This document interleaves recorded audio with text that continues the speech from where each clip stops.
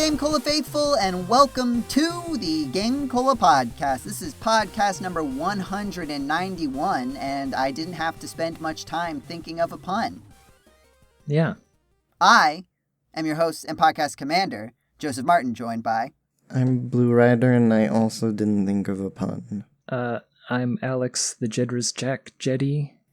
It's me, Jeddio. I mean, that's not really a pun. It's more like a word jumble. Yeah, I switched it around. A portmanteau. It's Ted Theodore Logan, right? If you're sure, Jeddy, those are three things that you can say. And Bill S. Preston Esquire. Sorry, this joke would hit more words. This joke would hit more words if this was the like 2010 podcast featuring yes. Mike Ridgway and Michael Gray, Christian that Porter. Was the vibe. Yeah, that was the vibe that I got from the words you were saying. You know what's happened in the 2010s and also now? Video games. Wow, I guessed it. Yeah. You guessed it. Their video games go back to at least the 2010s. Maybe, this is controversial, maybe even further than the 2010s. Yeah. I don't know. Blue, what are your thoughts on the subject? I think they started existing yesterday, actually. Well, I mean, the universe started existing yesterday with the entirety... Right. Last stateism. Yeah, right. All of our memories were implanted yesterday of all of the things that happened in the past.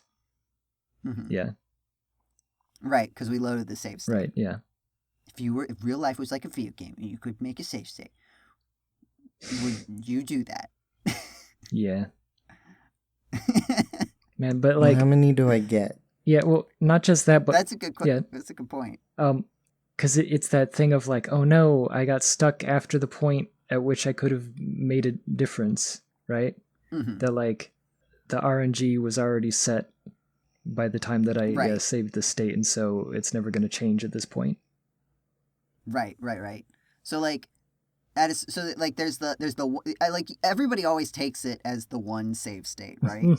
Where you've got that and you can overwrite it, but you only get one thing. But in most situations where you can get a save state, particularly if it is called a save state and it is not a similar feature, there's quick save in Elder Scrolls games and stuff like that, or games where they'll just let you have as many saves as you want, but they don't really call it save states.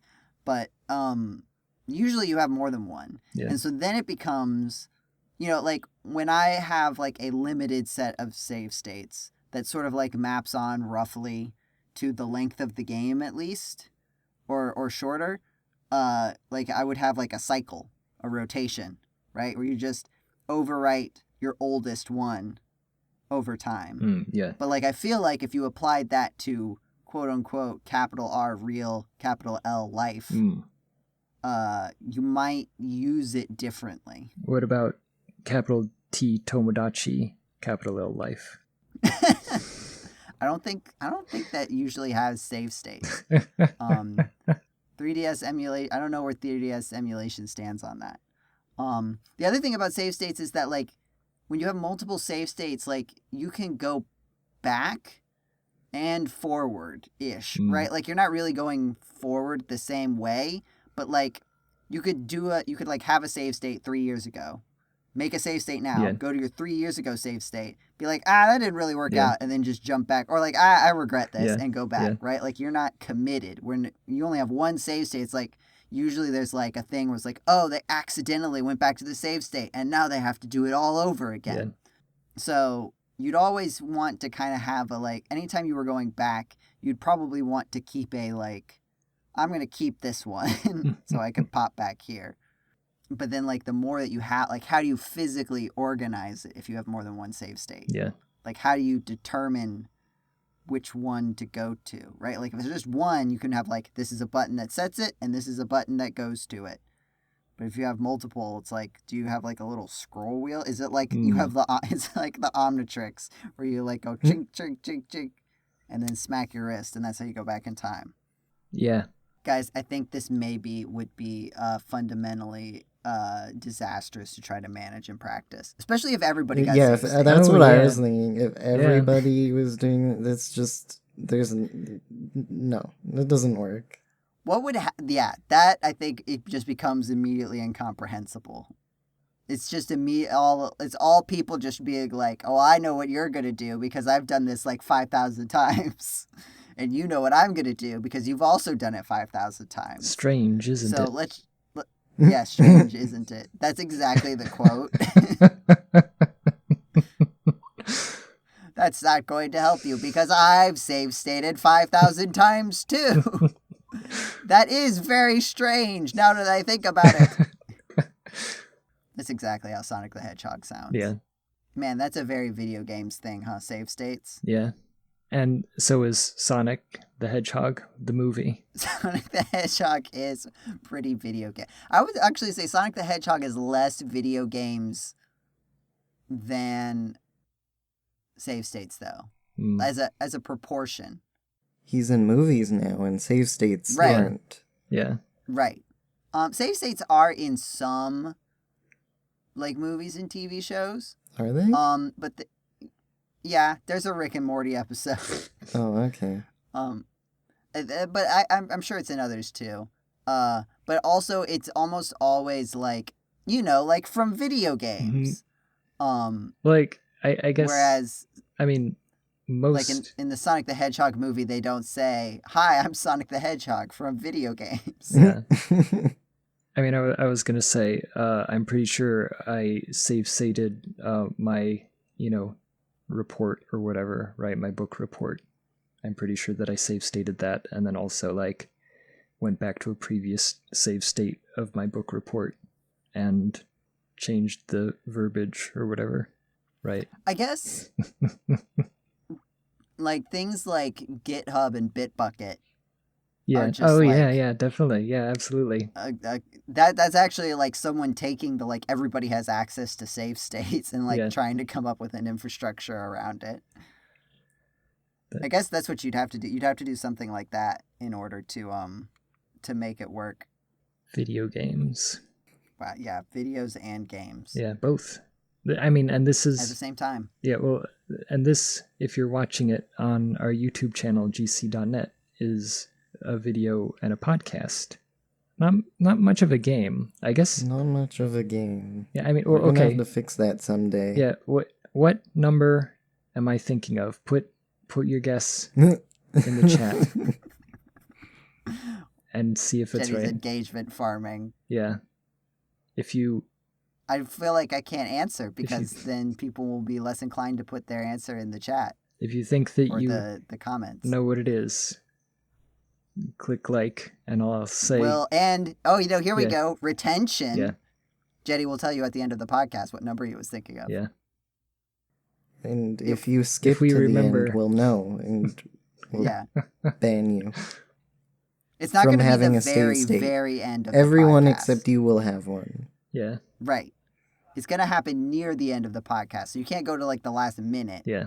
You just have to, and it's short, right? Like you're not going to be able to just guess like where in the podcast it is. You're going to have to listen to a lot of the podcast. Yeah. So, somewhere near the end, I will just say a number, just like in the middle of a silence, and then everyone will know that that's where I said the number that I was thinking of. Yep. This is a great podcast so far. Yeah. We're pulling out all the stops in our crawl to 200. Somehow we haven't yet made a reference to something visual. Yeah, we've got that going for us. Speaking of turning podcast and audio recordings into games, I brought up a while ago that there's the She-Hulk game book that I wanted us to all play, and then I was told we could do it, but I have to find a way to get everyone to be able to see it too. And fun fact, it's apparently forbidden by the law of the universe for a Canadian to buy an ebook for an American. It's just like absolutely impossible via all means. I'm curious how what you attempted that like gave you a roadblock to this? Every single possible like storefront or like anywhere to buy digital books and where you would normally be able to share them with people. You just, not if you're Canadian and trying to get it to Americans. It's just not allowed. Books don't exist in America. What, you think Americans read, Blue? I was hoping. Why do you think we do a podcast and we don't write articles anymore? That's not fair. James is American and he writes all the articles now. It's true. He did write a very excellent article. Or actually, he's written a few recently, actually. Well, recently, Recently a GameCola time. Yeah. We will be writing some stuff. Hopefully most people have written already. I did. Because if you're listening to this, up on the horizon is GameCola's Christmas in July ho-ho holiday extravaganza known as the spectacular known as the TAC. Yeah. Which includes the best video games of 2024. Yeah, remember that? 2024. Man, yeah. I recently realized, right, that 2020 was 5 years ago. Yep. And speaking of 2020 and 5 years ago, there's a reason that would be on your mind. Yeah, actually there is. Yeah, actually it's funny. I didn't make that connection as I was saying it because I forgot why I was thinking about it. But yes, this is in fact why I was thinking about that specific fact. I've been playing the Animals Crossing New Horizons, plural. I think it's plural horizons. There are multiple horizons, right? I mean, technically, depending on which way you're looking. Well, is there, or is there just one big one, right? I mean, one big horizon. I feel like it's broken. I think it can be one horizon. But like if you're out in the ocean, then yes, it's like one big circle around you. But like you can't always see the horizon, right? Yeah. Like sometimes there's mountains in the way. Yeah. So you could have a situation where you've got like something in between you and the horizon. Yeah. And also like this is a very if a tree falls kind of thing, but like is the horizon like the horizon does not like physically exist. So like it's like what you're looking at. So like if you're looking at quote unquote the horizon and there's a hill in your way, or even if you just put your hand up in front of your face, are those two separate horizons because it's defined by the line and your hand in front of it? Yeah, Anyway, I'm sure this is very important to understanding and enjoying your Animal Crossing video game, Jeddy. I will say that, I briefly played like the original Animal Crossing on the GameCube or whatever, right? I went through a period back around 2020 where I was like actually gathering, physical media and stuff, and I ended up with a copy of the GameCube Teenage Mutant Ninja Turtles game and Animal Crossing together with the GameCube that I got.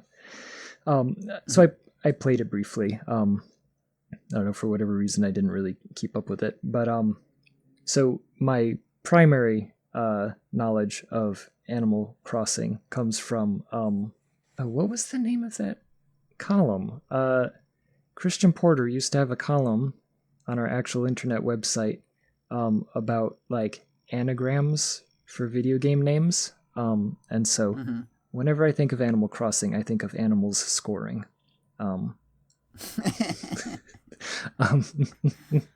So yes, I've been playing Animal Crossing New Horizons, plural, because if you put up both of your hands, right, there's 3 of them. So I mean, 2 is also plural, Jeddy. Yeah, well, I'm just, adding that, if you put up all of your fingers, right, would that either be, wait, now I'm confused.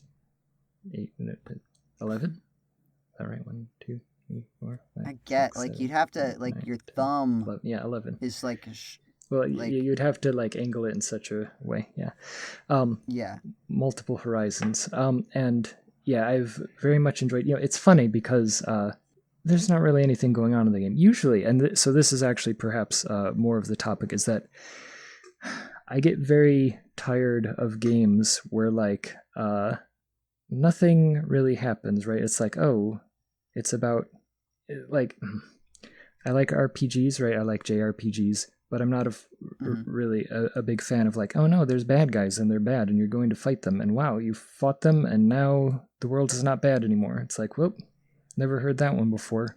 Like if it has a fun battle system, perhaps, right? It might be entertaining all the same. But I've kind of gotten to a point where like I want to get something out of, the game that I'm playing. And I've come to realize, however, that there is an alternative to this, right? Instead of like requiring it to be an interesting game in which like, oh, something like mentally challenging is happening or whatever. I also really like, like Picross, right? Picross.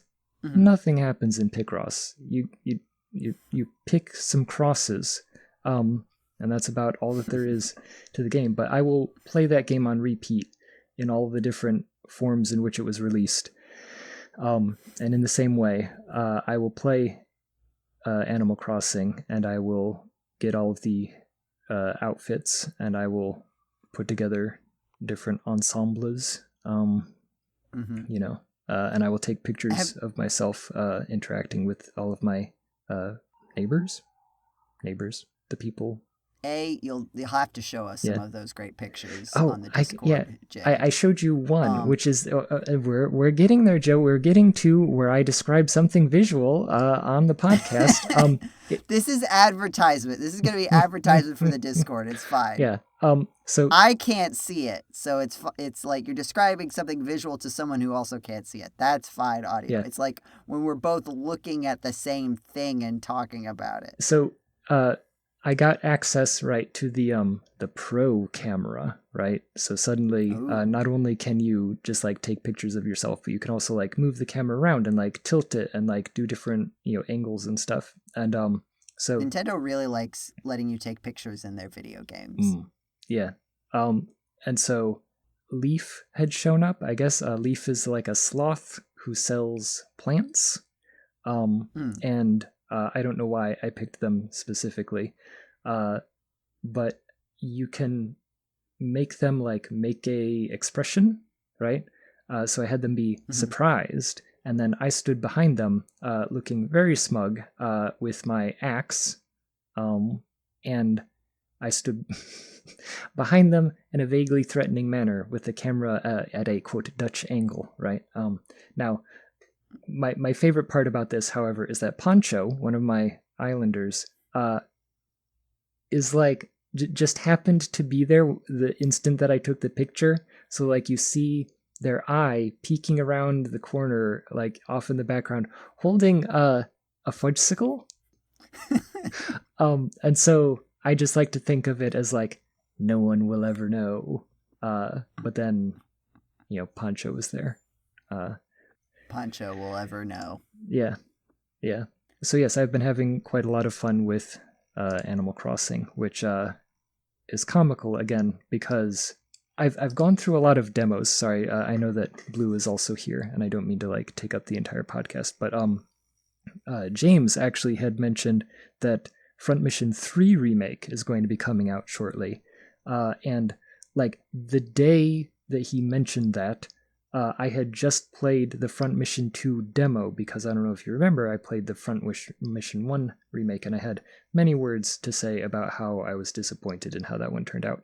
Front Mission 2 I had never actually played. It was never released in America, to my knowledge. And I don't know, for whatever reason, I just never downloaded a ROM of it or whatever. So I was unfamiliar, so I was somewhat excited. I was like, yes, I'm going to finally play this classic game and I'm big into the Front Mission franchise. But they kind of, the remade graphics and the remade music just kind of kills the mood for me that I would legitimately actually rather play it on the PlayStation, the original PlayStation, than play this remake, right? That like there's something just off-putting about it. And then like like they changed a bunch of stuff, like the graphics and things that didn't really need to be changed, and then the bad parts of the game, the places where they could have polished gameplay or whatever, they didn't. And so I'm like, if I do play this game, I think I'll just download the ROM or something. I'm not going to be paying them. I believe it was like $7.99 on sale. So. Did you look into it more from what James shared on the Discord? Well, I saw the quote AI upscaled art that he posted, but no, I didn't really look into it because I was like, no, okay, that's about all that I need to know. Thank you. It was a plane with 3 wings, as I recall. Yeah, well, it seems to have misunderstood that, like, the tail fins, right? It misunderstood that it's supposed to be a flat, a flat plane. Whoa. And instead it like tilted one of them up, like under the assumption that the shadow implied that it was on like a different angle. That like, rather than the sun being sort of like off on the horizon to the left and casting a shadow over like the body of the plane, that it was like, oh, well, the sun must be on the right and up, casting a shadow down onto the plane. So this thing must be vertical. And it's like, that's not really how planes work, right? That you've got, as once again, I am describing something visual on the podcast. Our fans' favorite part. You wanted it. Yeah. You specifically asked for it. Yeah. Well, I mean, the fans are asking for it, Joseph. In the comments, they are saying, please describe more visual things on the podcast. We definitely can visualize them ourselves. They're ravenous for it. Yeah. So they can make animatics and fan art, Jeddy. Yeah. We're setting them up. Yeah. You can keep talking. I just want to not lose this fun association. The similarity. Can you notice the similarity between the games you like right now, Animal Crossing and Picross? Yeah. There's definitely cross in both of them. Mm-hmm. I think, Jeddy, how do you feel about Chrono Cross? I have never been a huge fan of Chrono Cross. It is weird because I would have been, like, in that appropriate time, right? But for some reason, right, I don't know. I think the problem is, right, so many people in that era really liked Final Fantasy VII, and I've discussed this on previous podcasts as well. And I liked it fine when I played it when I was in middle school, but it wasn't really my favorite. And I think that the reason why it sticks with so many people is that for so many people, it was their first RPG, right? That, like, for me, as I have stated previously, I was playing, Dragon Warrior, and I was playing Final Fantasy II and Final Fantasy III and Secret of Mana and so on. So then when I got to Final Fantasy VII, I was like, well, it's got some kind of weird stuff. It's kind of like more futuristic or whatever. That's kind of interesting, but like it's another RPG. And I think that more people who hadn't played a whole lot of like RPGs were like, wow, Final Fantasy VII, what a wild thing, a game with a story. And the story is pretty like out there. So for middle schoolers, that's pretty interesting. But like when I got to Chrono Cross, I was like, well, I've played Chrono Trigger, and this is not giving me more Chrono Trigger, right? This is something else, and I don't like how, like, you can't just make the text weird for somebody and say like, wow, it's a different character, and then have like 82 different characters or whatever, and it's like, well, this one talks like this, and like, you can't just like alter the text style and then be like, oh wow, how unique, all these characters, they're completely different. And like, I think that bothered me in some way. And then also the like color system in the battle, I was just like, whatever. I'm not a huge fan of this. And I think also I had played it for a bit, and for whatever reason I got stuck in like some puzzle or something, that there was like some part of the game where I played a lot of games. I wouldn't say that I was necessarily that great at games, if I'm being honest, when I was in middle school. And for whatever reason, I gave up and I played Breath of Fire 3 instead. So, sorry, Chrono Cross. Yeah, what about it? Just, it also has cross in the name. Yeah. That was kind of the only thing I was pointing out. Yeah. Oh, okay. But it's always good to get more Jeddy opinions on RPGs. Yeah, I don't think Was Breath of Fire 3 worth it?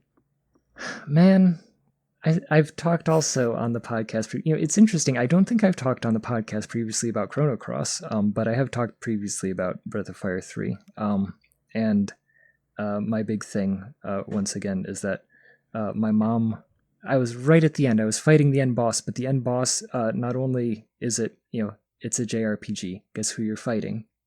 Like a deity / god. Yeah. So my mom was upset about that, and also that it was like a tentacle monster with big boobs. And so she was like, "You turn that off immediately."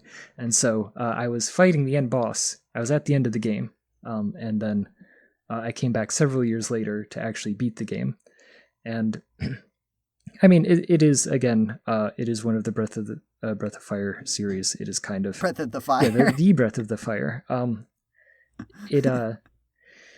There's like it is a mix of there's fun and interesting things, but also it is a very generic RPG, and there is a lot of like anime trope. We're trying to stretch this out to like 60 hours. You paid money for this, and so you're going to sit here for as long as we possibly can make you sit here. So there was some neat stuff about it. I guess I wish that I could get like a condensed version where they kind of like remove generic anime stuff, and I get to play this game for like 12 hours or something and just get the interesting parts. But one of the interesting things about JRPGs, and there are other like genres, and either like to lesser extents but still present for games, like where they'll be part of a series, but they're not really like, usually if you were to go to a movie, right, and it was like movie 2, the sequel, right, and it had none of the characters from the first movie, and like it was like the same genre of movie, you wouldn't be like, this is exactly what I expected. I guess there are probably a few kinds of things like that. Like, I don't know, like I don't know much about the Jaws sequels. I assume that there's it's one not the where same it's jaw. like, it's not the same jaw, right? There's a shark that is big and eats people. It's probably not always the same shark. Right. I mean, so it would be cool if it was. Maybe like, I mean, considering that at the end of the original Jaws, they destroy the shark. So it'd be cool if he came back. That doesn't necessarily mean it's not the same shark, Jay. Presumed dead. I'm just saying that like in JRPGs it feels a lot more common. Right? Where like, especially with Final Fantasy. And it seems like Chrono Cross tried to do the same thing, where it's like, hey, we're just presenting like a vibe of video game to you. The other is like, I was thinking about this with, doing all the podcast staples, Mega Man, right? Like, why are like classic Mega Man Legends, and Mega Man Battle Network all Mega Man games? Just because they have a guy in them named Mega Man. Except, like, like, Mega Man 0, you don't play... Like, there is a guy who is called Mega Man X sometimes, but never really in the game they say Mega Man. And then in, like, the ZX games, they, like, are like, oh, these guys are... Like, they got their special powers from, like, the spirits or something, like the robot spirits of the characters from the previous series. And so we're calling them like the Mega Men, like they're Mega Man. The Mega Men? Wait, yeah, like, and it's like a title that you get by having this this like special armor. But it's like, what, like, they're all completely different genres. Sorry, I'm also just stopped by robot ghosts. Oh yeah, robot ghosts are introduced way earlier, Jay. Robot ghosts are firmly established at this point. I feel like robot ghosts are technically first established in the X series. It's just like a way of explaining how Sigma is still around after you destroy him in all of the boss battles. And then they're very explicitly put in the Zero series. They're very explicitly robot ghosts. Because, like, cyberspace is, like, where the robot ghosts go. Because, like, you fight a boss that you've defeated and canonically killed in the first game. And it's like you're in the ghost zone when you do it. And that's the explanation for why. Because, like, his robot soul is still there or something. And cyber elves have something to do with that. Wow. So, yeah, there's definitely ghosts, Jeddy. Cyber I didn't know elves. that Danny Phantom was canon to the Mega Man series. Potentially. But, like, I guess, like, the only through line with Mega Man really is just that it's all, like, there's some kind of, like, artificial intelligence being angle, right? Because, like, you could say robot, you play as robots, and robots are important characters, but, like, is that, in Battle Network, they're not really robots, right? They're computer programs that live in the internet, in the wired internet. Yeah. That everybody kept in the future. Yeah. Everybody's still using Ethernet to do everything. Yeah. So, like you're thinking, like, why is someone that enjoys Mega Man Classic and Mega Man X, why would that mean that I would enjoy Mega Man Battle Network or that I would enjoy Mega Man Legends, right? Like, and it, like, there's an extent to that too, like, the same thing with the RPGs, right? Or, like, other series, like, what is the through line that you were promising when you said this is another video game in this series or part of this franchise? Yeah. Right? Like, what are you pitching if it's not, like, what is continuous through it? I mean, I feel like it's almost rare for any video game to be like an actual, like, sequel, right? I guess there's a point where, like, you know, Metroid or something, it's like they all star Metroid, you know? And that, like, Metroid is the same person in each game. And, like, I've complained before about Mario, that, like, nobody would care about Mario Tennis if it wasn't Mario Tennis, if it was just Nintendo Presents Tennis by Nintendo, right? Or something, or just, like... I don't know, people like Wii Sports, Jeddy. Yeah, I guess that, like, Nintendo Presents Nintendo's Tennis starring Nintendo, like, I guess that probably would still be popular. But, like, there's a point where... I get your point. Yeah. Super Mario? No. Picross. I don't know that Picross would have taken off if it was just like, hey, Nintendo made this.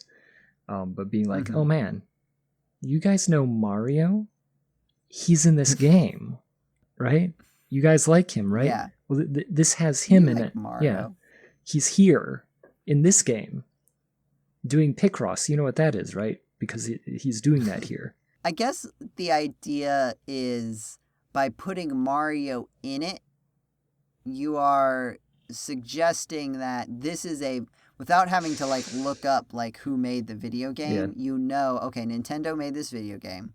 They put their seal of approval on it in some way. So it went through some kind of quality check at least. And I don't need to, like, look up the publisher to find that out because Mario is in the title. Yeah. It's his Super Picross, as the game states. Well, okay, here, like, let's say, because, yeah, Mario is kind of the, you know, Nintendo mascot, right? So that's one thing. But, like, let's say that instead of being The Legend of Zelda Breath of the Wild, that it was just called Breath of the Wild, and it starred just, like, some guy that you got to, like, name yourself or whatever, or, like, you know, his name was Timothy or something, right?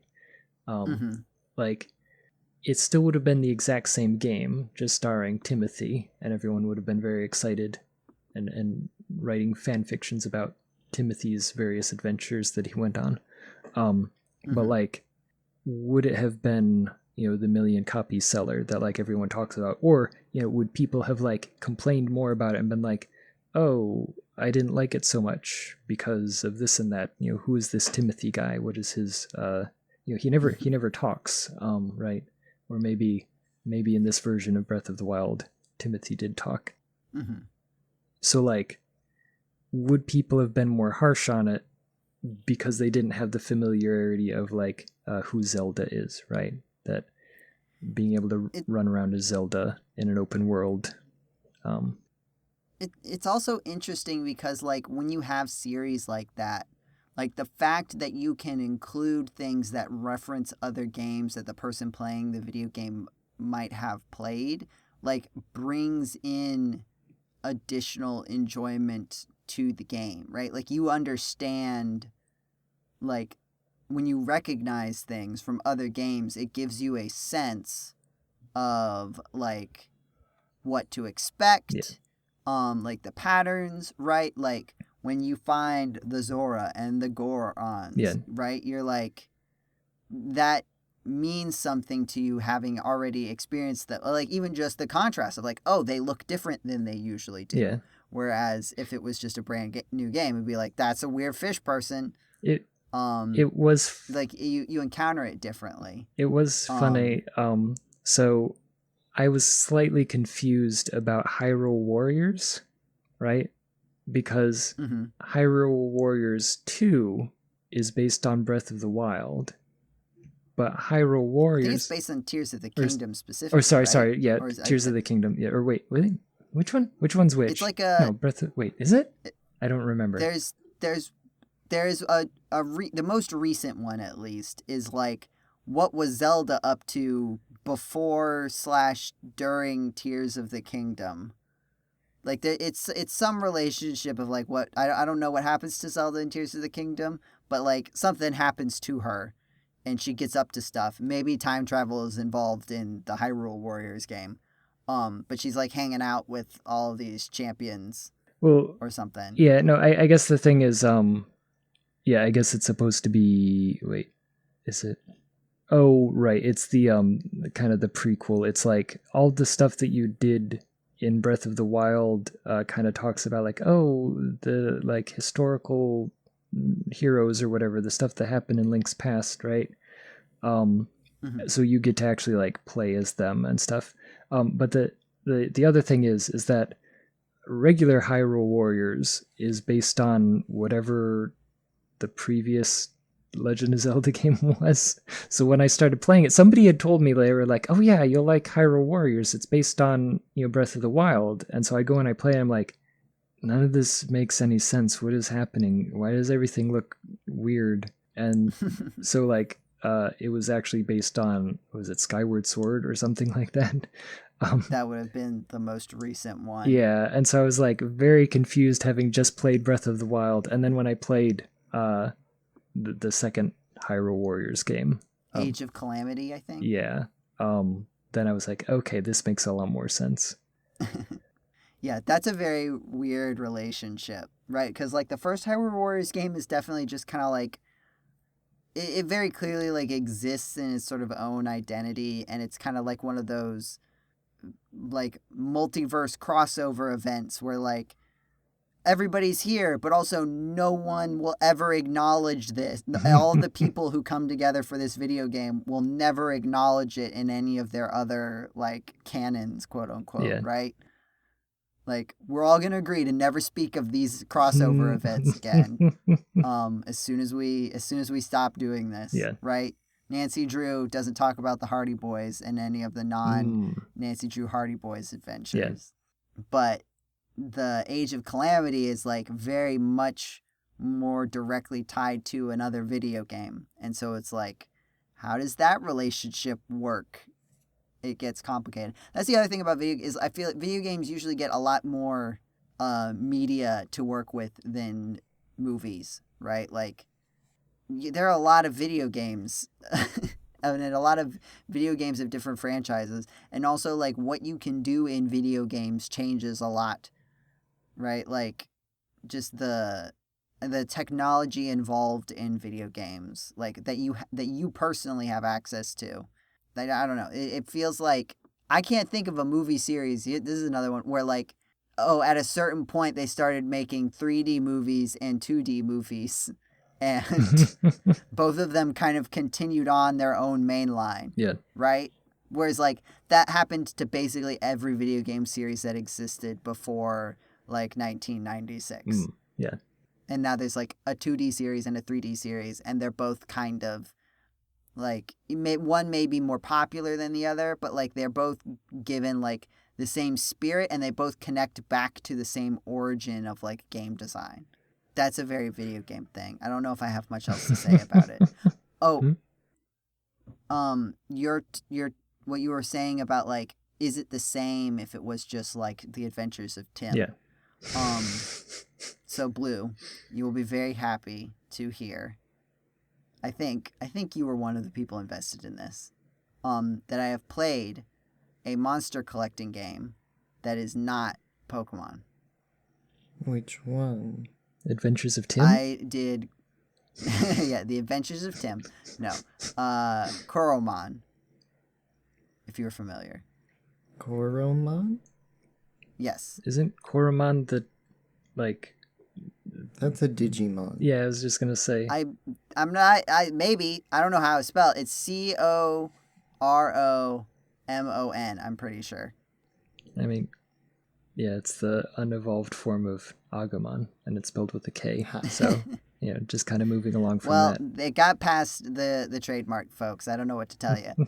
But it is like, of the various monster collecting games, it felt the most like, this is just like, and not in a bad way, right? But like, we're not trying to be like Pokemon, but here's this cool new different thing. It's just like, this is our take on the Pokemon format, right? Like, I don't know, like there are other games like, Temtem's trying to be like an MMORPG.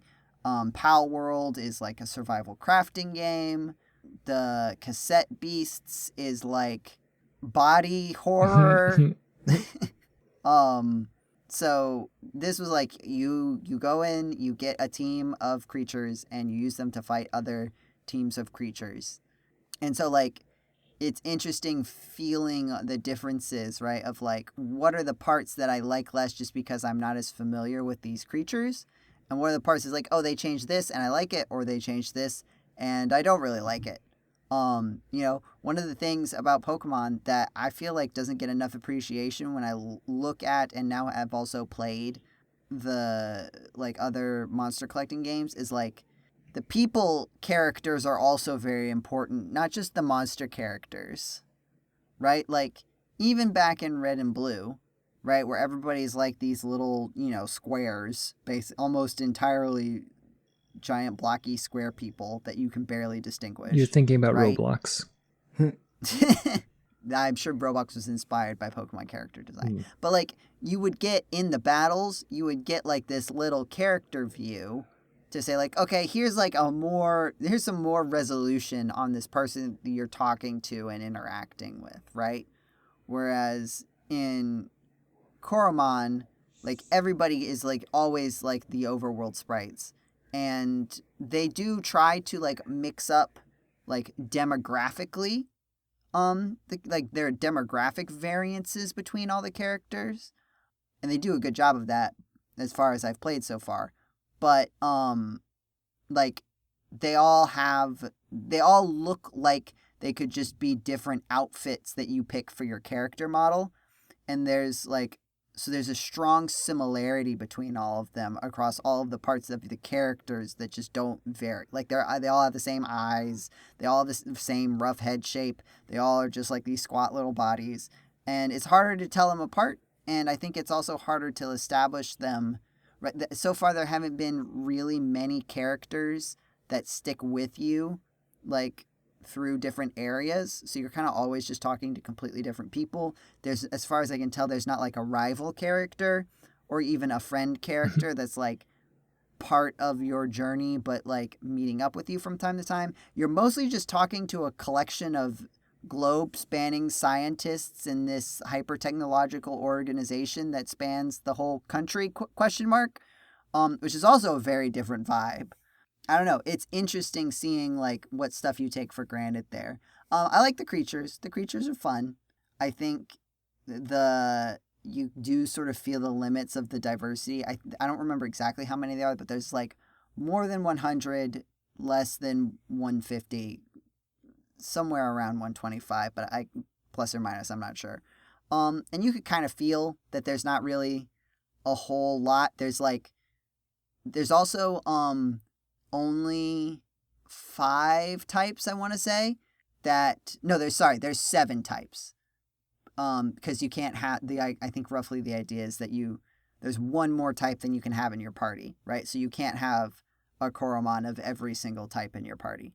But then there's also like a secondary set of types that are just types that moves can be, but there's no same type attack bonus there is same type attack bonus, which is like in Pokemon, it's a modifier that's like, oh, if the move is the same type as the Pokemon, it gets a 50% boost.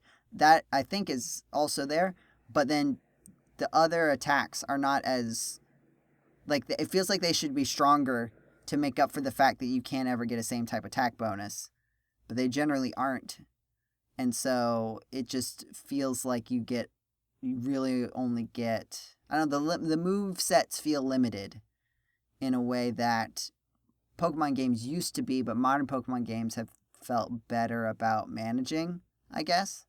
They also have boss battles instead of gyms, which are interesting. I do like it as a change. I think it is tricky to nail down making that satisfying. Because like you just get a big guy with a lot of health. And they try to... I do like what they do is like basically the first half of every battle, all of like your normal status stuff like works, and it's just like a regular creature fight except with a lot of health and strong attacks. And then later there'll be a stage where it's like, oh, okay, well, like, oh, we're gonna like make it so you can't use status effects, or we'll undo all of your status effects. So it's because I feel like in a lot of RPGs it's like, here's all of your statuses that cost too many resources to be valuable to use on your, every battle that you go into. Like, how often are you putting random enemies to sleep or paralyzing them when you could just, hit them twice with your sword instead? But then it's like, oh, well, then what about these big boss battles? Well, the big boss battles, this would be too strong. It just doesn't work on them. Right? Yeah. Anyway, I thought about it because of what you said, like, playing the same kind of game, but without, like, all the investment that you have from other parts of the series. It is sort of interesting seeing, like, okay, what are the parts of this that feel like they fundamentally work? And what are the parts that, are good just because that's how they experience, right? Like, I don't want to say, oh, they should have put in a rival character. Oh, they should have put in a friend character. But I do think that there is some value in having, like, some kind of co-equal character that is relevant and present throughout the game to sort of ground you in the world and the interactions.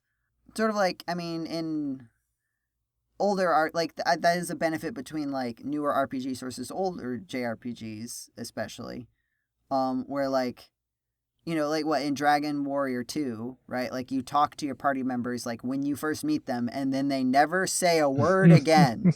And I think it's better, right? Like, obviously Final Fantasy VII was not the first one to invent this, right?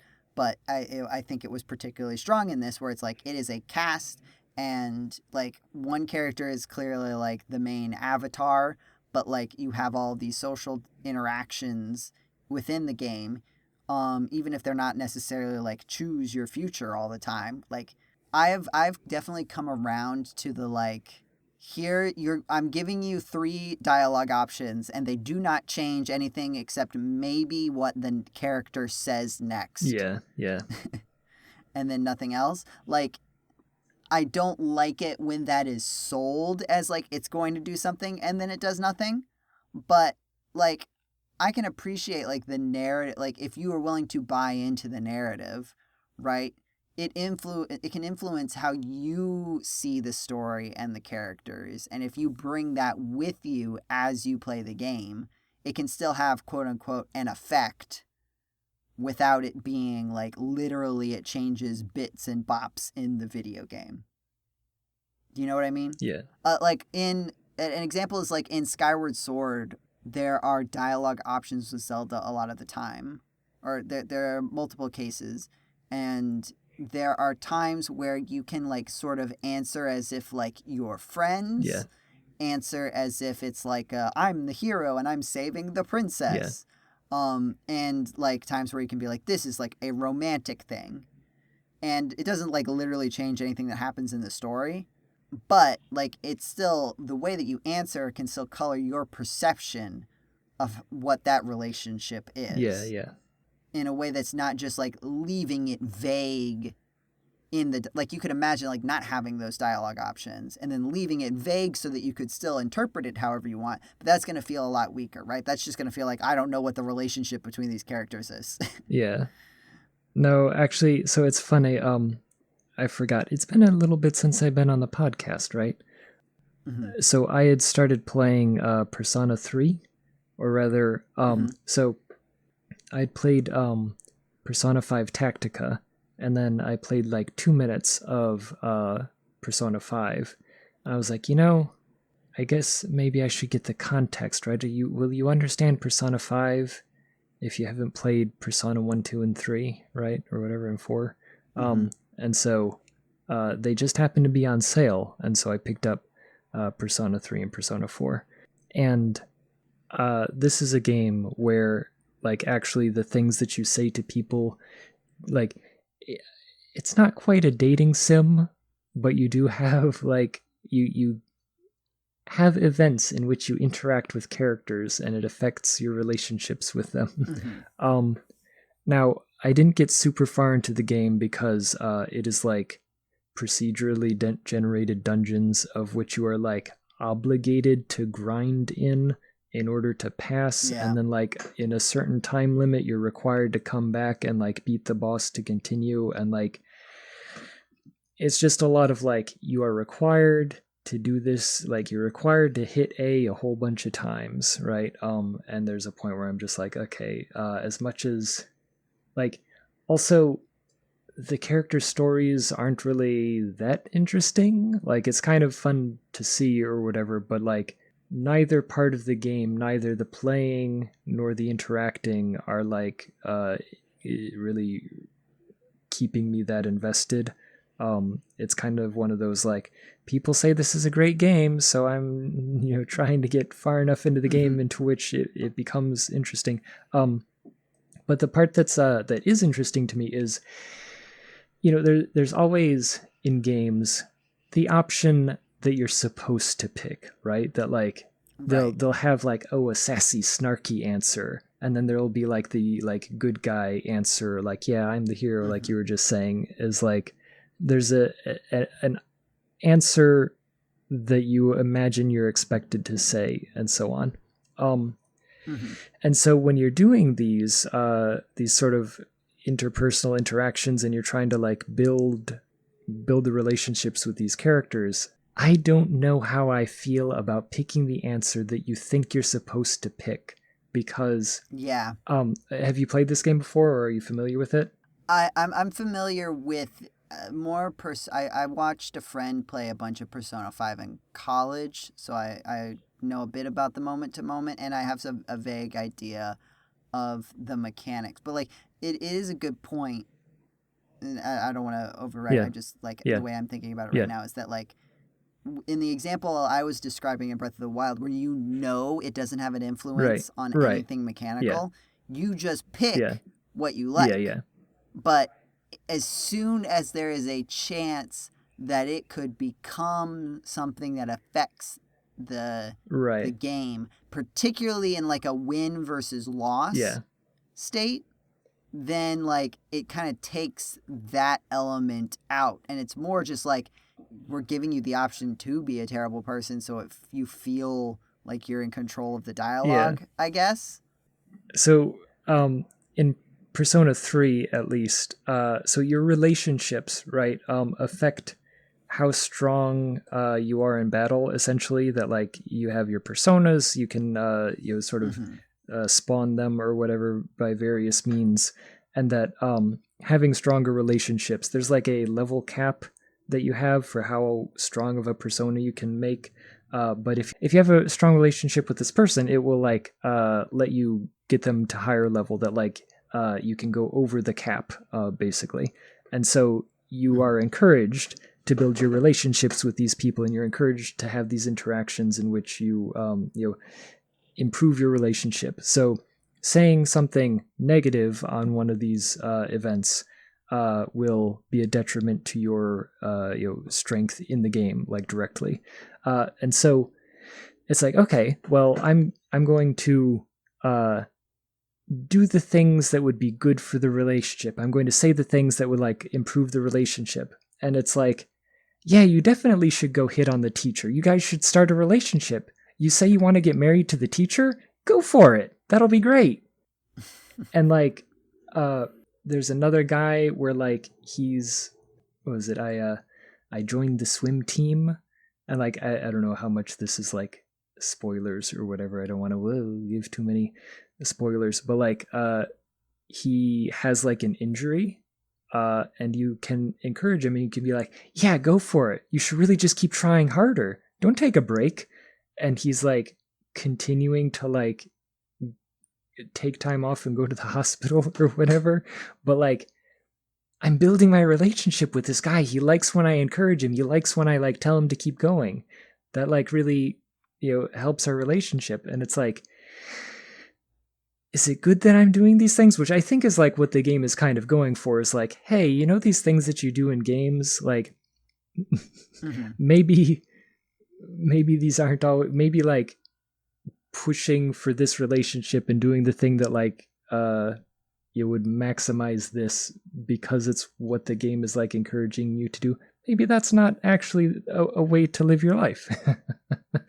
Mm-hmm. I have a feeling that's part of the implication here. Again, I'm only maybe like a third of the way through the game, but I did enjoy that aspect. I wish that I could be bothered to run around in a dungeon a lot more. A procedurally generated, like not really anything meaningful dungeon in which I click a whole bunch of times. But yeah, I mean, like, to your point, like, for me, like, I don't want to come off like I'm saying like, oh, dialogue options you pick should never affect the video game, right? But like, they should kind of be genuine to your intent. Yeah. Right? Like, it should be like about shaping the relationship or shaping the outcomes in a way that like it makes sense or like lines up with what you want to happen, right? Like, whether you choose to be like more romantic or more cordial, like platonically cordial with a character, should be about like defining that relationship. And maybe there can be gameplay differences there, but one should not be, I think, in the way that I would like to play a game, one should not be prioritized over the other. If the goal is to kind of like create like we're playing in a story of a living world that like I'm trying to buy, you're providing material, you're buying in by presenting it, and I'm buying in by playing it. And I also think like when you're playing a game, there is like an expected buy-in from both sides on like the world you're creating in the game. And like the fact that it is a video game, and so there are like objectives in a video game, and there's a reason you're playing the video game.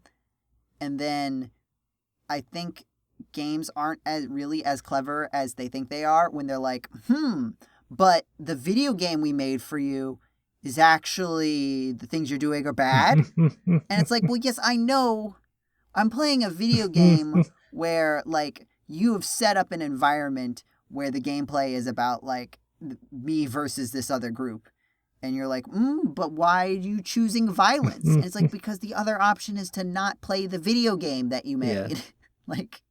like where by making a video game like this, you are saying we're going to buy into a world where this is the case. Doesn't mean it philosophically maps onto how I live my life. Yeah. Right? There can be times where you challenge that. There can be times where you say like, hey, here are some ideas that are often presented in these video games of a similar genre, and now I am reframing them into a way like recontextualizing them to you and thinking about like, not necessarily like you're bad for playing video games, but like, did you consider the implications of this trope outside of its like mechanical thing? But there's definitely times where it feels more like, why did you choose violence in the video game where we give you a gun as the main way to interact with the world? Yeah. It's like, I know that I have choices other than violence, but not in the video game where there is the choices are violence or don't play the video game. Sorry, I do also like the concept of in which most of the interactions are using the gun, and like I'm just thinking about all of the games in which like in order to open the door you have to shoot the switch.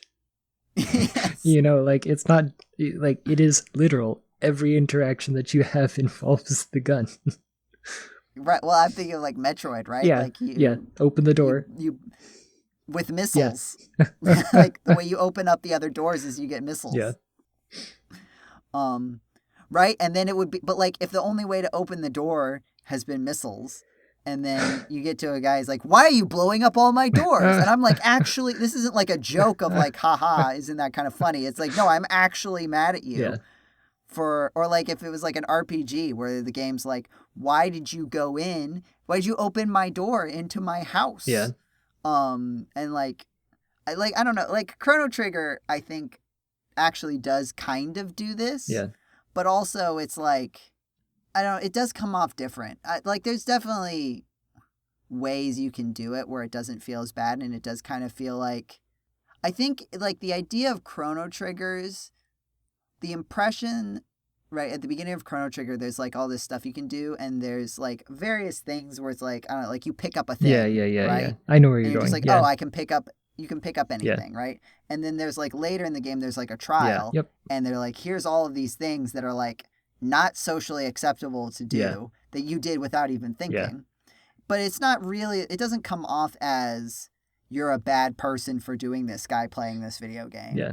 It comes off as like, this is now making the world feel more real. Yeah. Because people are reacting to the things that you did. Yeah. Whereas in other video games where you learned all of these things of like, this is what you do. Yeah. The reason you did that is because you knew games did not have the ability to like even know, like comprehend in any sort of metaphorical sense of the word, like that you were doing it. And so when it does respond to that, it's like a moment of, oh, this makes it feel more real. And maybe part of it is that now that that's kind of a given, that a video game can pay attention to all that stuff and keep track of all that stuff, it's not as impactful in that way. And then it just becomes like, yeah, I know that like you're not supposed to just steal from everybody all the time. But like when we're playing a video game, like you have to communicate this to me if that's like you want to have some kind of system related to that. Yeah. I don't know. I'm also thinking about Undertale, right? The whole mercy option and stuff. Right. And like with Undertale, it's like about right? Like yeah. that's the point of the whole game. Video game, right? So like there, and like I think I haven't played Undertale, but I've seen enough of it that I think, tell me if I'm wrong, but like it's pretty upfront that like this is what the game is about. Yeah, it's like explicitly. From the beginning. It's pretty explicitly stated, depending on who you ask. What do you think, Blue? Do you think video games should tell you how to live your life? Not that. I wouldn't go that far, but I think there are a lot of games that they kind of do like a good middle ground. Like they don't berate you for doing what you're doing, but they make you feel it. Like ludonarrative harmony. Mm-hmm. Like they'll make you feel complicit in doing the violence, but not guilt you for doing it. It'll make you bad because you have to do it, but not bad because you decided to do it. If that makes sense. And I like those. Yeah. I think it's like if it feels like the game or the characters in the story are like telling you, saying like, why didn't you do this instead? And it's like, because this is a video game and I cannot do something if they do not give me a button to do it. Like, it kind of has to, and I guess sometimes it's also like, to what extent is the character that you are playing meant to represent like you? Like, are you playing, is this, like, in a lot of RPGs, it's kind of meant to be like, oh, like, this is, like, you projected into this world through the character. sometimes it's like, particularly in a game where like maybe you are supposed to kind of be the bad guy, it's like you are an actor portraying this character, right? Like that's a version of it. Like, and then like that slider can kind of go all the way to the character is just kind of like a thing that only exists in cutscenes. And then there's like this whole separate thing, which is like you doing stuff, right? Like when I think about quote unquote cinematic games, that is the vibe I get, where it's like how much of like what the character, the more that the character exists independent of anything that I do in the video game. You know, some of the stuff with that, like, right, like when you win a boss battle and then in the cutscene it's like, but actually you didn't. Right? Or just like, oh, it's like, oh, you're so nice, and it's like when you're literally picking every single mean option in the video game. There's a separation there, and I think you can have that separation. It's not inherently bad. But I think, like, you have to work within the space that you set up. And when you fail to maintain that relationship, it's not like a cool gotcha. It's like, no, you just didn't do it right. Like, if you wanted to elicit a certain feeling, you have to, like, put in the work to do it. You know what I mean? You can't just create, quote-unquote, ludonarrative dissonance and be like, did you see that? Yeah. That's your fault, actually. No, I guess, again, like, there's been several games I played recently where, for one reason or another, either I forgot to save and I had to go back and replay, or, something went majorly wrong, or like, oh, you just die and then you have to go and replay a certain section. And I choose a different answer. And it turns out that, like, either there's no difference in the response, it was worded in such a way that it was, like, generic, or that they say one thing that responds directly to what you said, and then it goes and does the rest of it anyway. That, like, they will end with a, okay, you said that, but, in one version, and in the other version they say, okay, you said that, and, right? Yeah, it's a little bit silly when they try to, like, I don't know, in the end, it all ends up the same anyway. Yeah, I mean, like, that can be the case. I think it helps if you make sure that those moments aren't replayed, like, shortly after each other. Right? Like, you can know that, and then also, like, but if it's separated, like, by an entire playthrough, practically speaking, right. without, like, it's, I wouldn't say, like, if it's physically possible, like, yes, maybe you could create a save and then decide to go back to that save and redo that section, right? But, like, without, like, specifically trying to manufacture a moment like that, if it's not really something that comes up, I think it can still be okay. I don't know, and sometimes I do play games where, like, there are options and I, like, try to figure out, like, did this respond to my answer, or could this have also been, like, I think about if I had clicked the other button and the character had said this exact same thing, would that have, like, been different enough that it would have felt like a bug that didn't, go to my response, right? There's another genre of this that we haven't really talked about, which is, like, you go to a boss battle and this boss battle is like, I'm giving you a choice. Keep playing the video game or join me and then get a game over. Yeah. I wonder what game you could be thinking about in this moment. I was actually thinking about Paper Mario, but I know that also Dragon Warrior does this. Yeah. Where it's like, that's probably interesting, like, the very first time you encounter it. Right? Because you're like, I think a lot of the times you do get presented with, like, situations where, like, you get a yes or no, and then you click no, and you get but thou must. Right? Yeah. And so, like, when you actually do, like, try to do the bad thing expecting the game to, like, stop you, and then you get a game over, it's like, whoa. But also it's like, well, I'm going to pick the one that makes me keep playing the video game. Yeah. Blue, did you ever play that? I feel like there was, like, a Guardians of the Galaxy game with a lot of character interaction, stuff like this. Did you play that? There were two of those. There was the Telltale game, and there was the Square Enix game. I was thinking of the Square Enix game. Telltale feels like its own, like, whole genre of this. Yeah. Where also it's like so overtly about it that it almost kind of bridges into trying to game the system. Like the moments, Telltale feels like it has the moments where it's like, this is actually like you're answering a random question and it's actually deciding like which character stays with you. But like you can tell that it's asking you that. And so it's like, well, I'm not asking like thinking about genuinely how this character responded. I'm like, I want this character to be around and I don't really care about this character. And I'm just making a calculated choice about how I want the story to be shaped.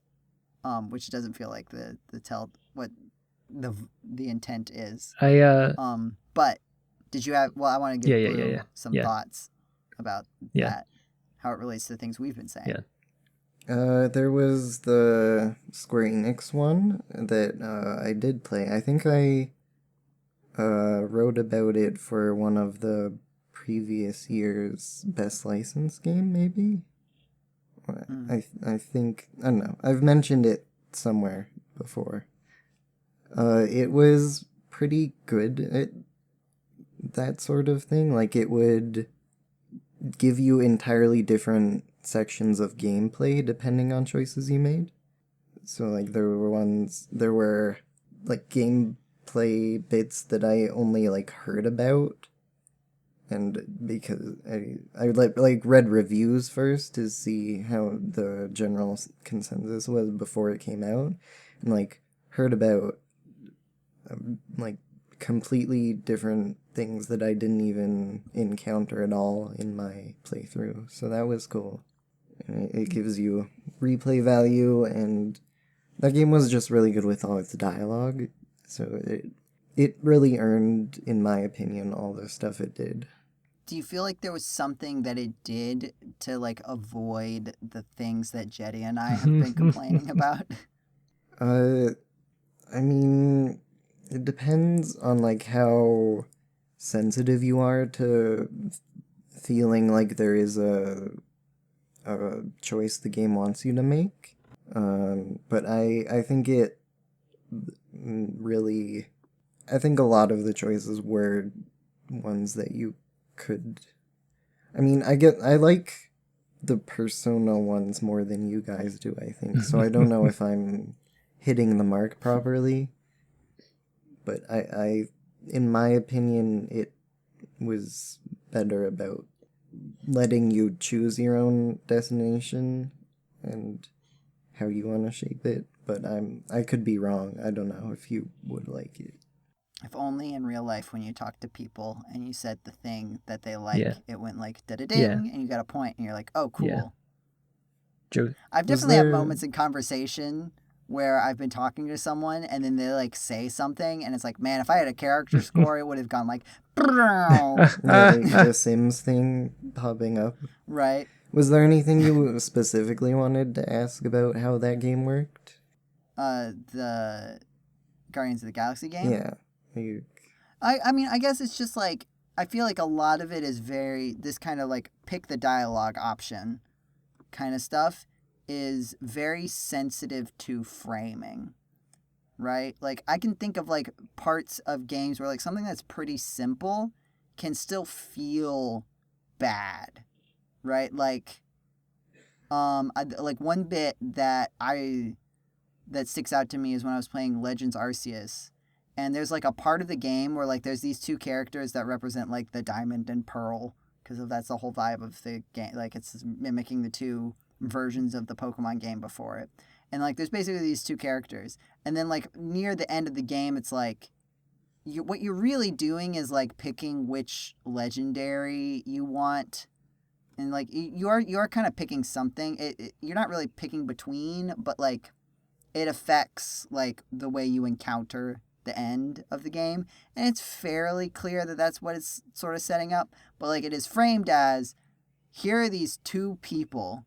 Which one do you want to hang out with? And also, they're both standing right here looking at you, and they've both been, like, exceedingly nice to you over the whole video game. Mm. And you're basically, like, pick which one of these characters you like better in front of them.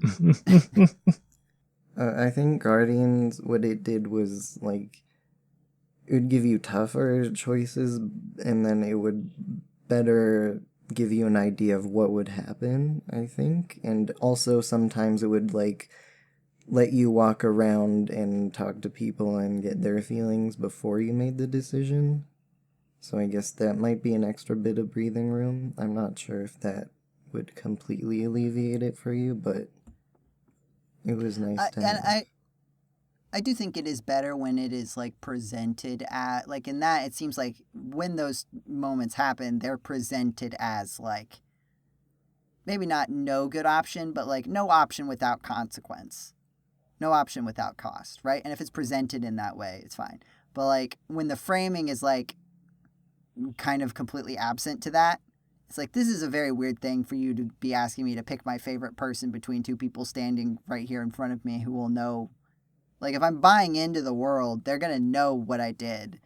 And the response, like, of course, in the game, like, the response is like, oh, I'm totally fine with this, and it doesn't have any implications on our relationship. But, I don't know, like, if you want me to buy in. And also, I don't like making people upset. Like, that's not a fantasy of mine to be in a situation. It is not a video game fantasy of mine to be put in a situation where I have to make a choice that will make one person upset. It's not what I strive for in my free time. So that could just be part of it too. Yeah, that might. Like maybe it's just not something that I find appealing. Yeah, we might just have different tastes. Speaking of tastes in video games, Feel the taste of free games. Yeah. Blue, where has your taste in video games led you in recent times? I finished. Sorry, We're Closed. I got an ending, and it was a lot of fun. It was a good horror game. I think I'm gonna take a bit of a break before I try any of the other endings, but it was a good time, and I would recommend it. Is it like, what kind of horror game? Is it like a first person sort of, is it like one of those first person flashlight games? No, it's like Silent Hill 2. There's the third person most of the time. You can, when you're aiming to fight things, it becomes first person, and they do some cool tricks with that. I also started playing Slay the Spire because it was on sale, and I'm very late to it. And Monster Train recently had a sequel come out, and I keep hearing good things about all three of those games, so I thought I'd finally bite the bullet and get on that. Neat. Is it good? Do you enjoy it? Yeah, it's a lot of fun. I'm having a bit of trouble in the way that, like, as you play more times, you permanently unlock new cards for the pool of cards you can draw for your character. And right, because it's like a card roguelike where you're like building decks that like for all the combat. The problem is sometimes I unlock these new cards after a really long run and getting like a lot of experience points. They're not called that, but they're basically that. And I'm like, wow, I never want to use this, but it's permanently in my pool now. Cool. And that happens, like, occasionally in basically every roguelike, but in this one it's been particularly bothersome to just... I accomplish a good run, and my reward is something I really wish wasn't. Jeddy, have you been playing any video games other than all of the ones Cross Animals? Yeah, I'm pretty sure I talked about all of the games that I've been playing recently, so you've already heard. In the past months? Yeah, well, I mean, in the past several months, because I talked about Persona, I talked about Animal Crossing, I talked about Front Mission.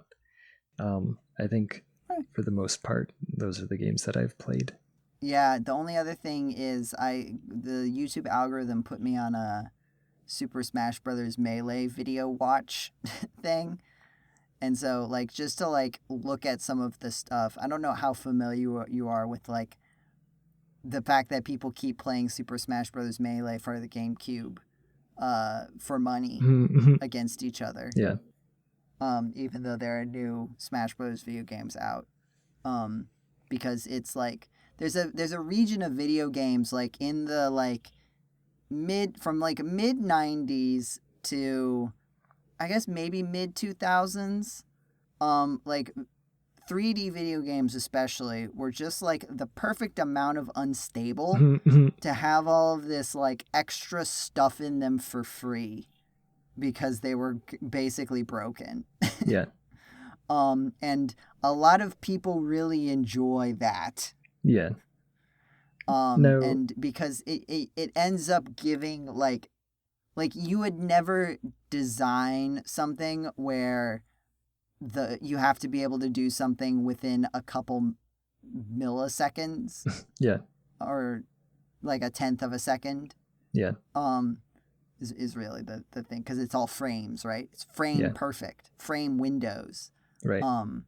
But like when your game is kind of buggy, sometimes the cross sections of bugginess intersect in such a way that like, oh well, like here's if you can do this thing that is quote unquote frame perfect, which means you have, depending on the video game, like certainly like fractions of a second to do. Yeah. Very small fractions of a second to pull off.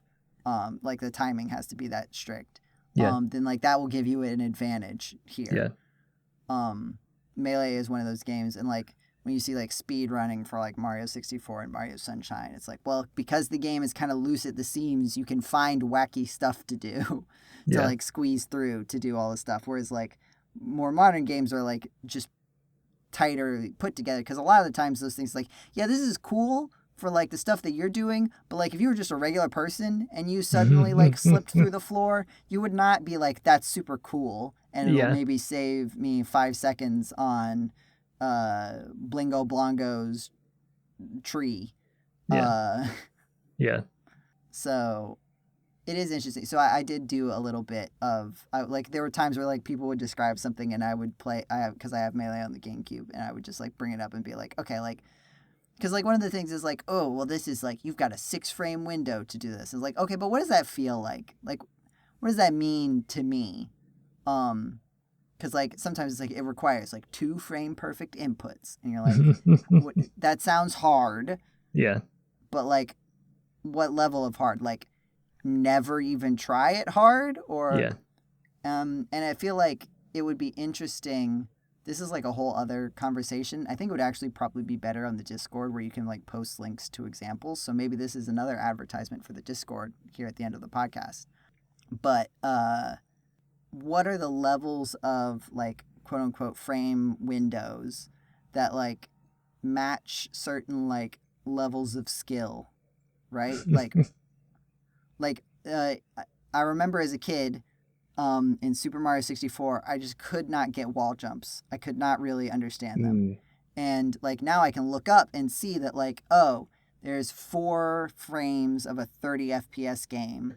Yeah. And so that's like a little more than a tenth of a second is like your window to do a proper wall jump. And so like you can think about like, okay, I can think about how hard it is to do a wall jump in Mario 64.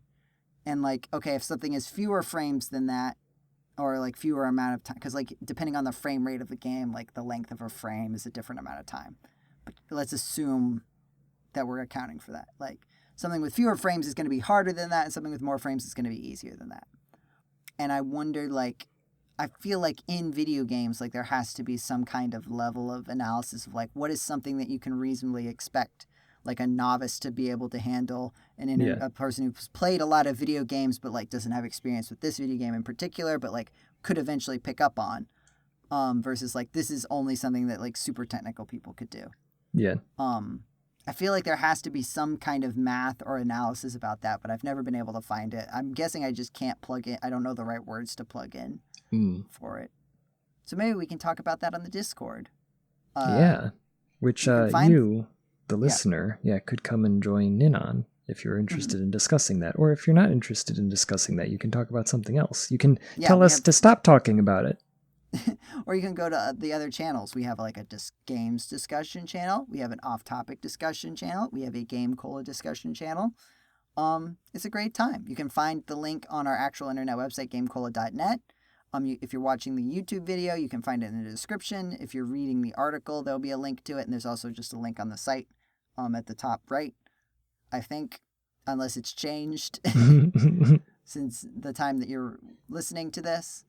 Yeah, check out the YouTube, GC.net, the letter G, letter C, the word dot, the word net. Join us when we do family game nights. Yeah, we did. Oh, yeah, we just started back up. Yeah. Where we did Pokemon Infinite Fusion. So you can go back and check that out on the YouTube channel. You can go, there's like a live stream button now. If you're not familiar, you can go back and click on like specifically and see the live streams on the homepage of a YouTube channel. So you should be able to find that. Look forward to the awards later this month.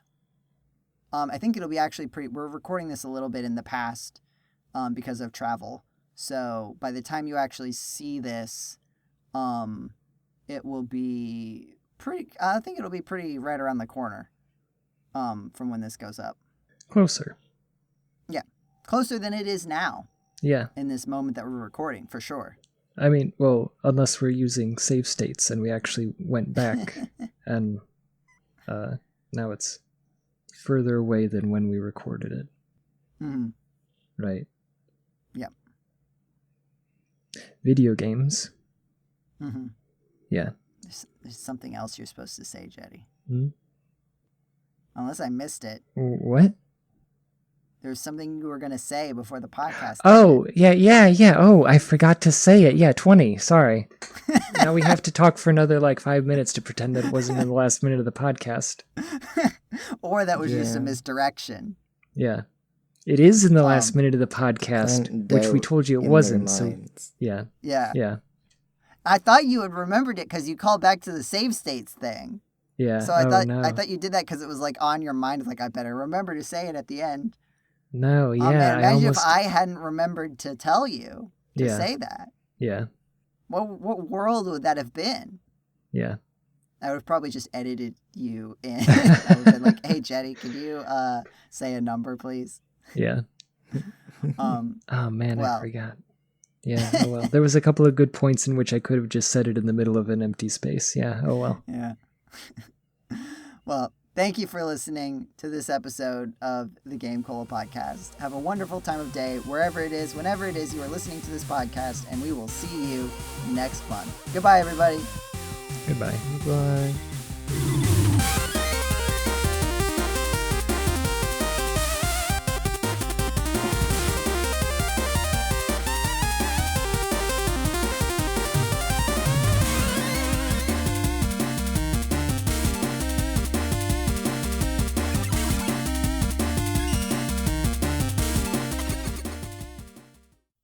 Good podcast. Yeah. Oh, wow. We said it. Yeah. We didn't skip a beat, Jeddy.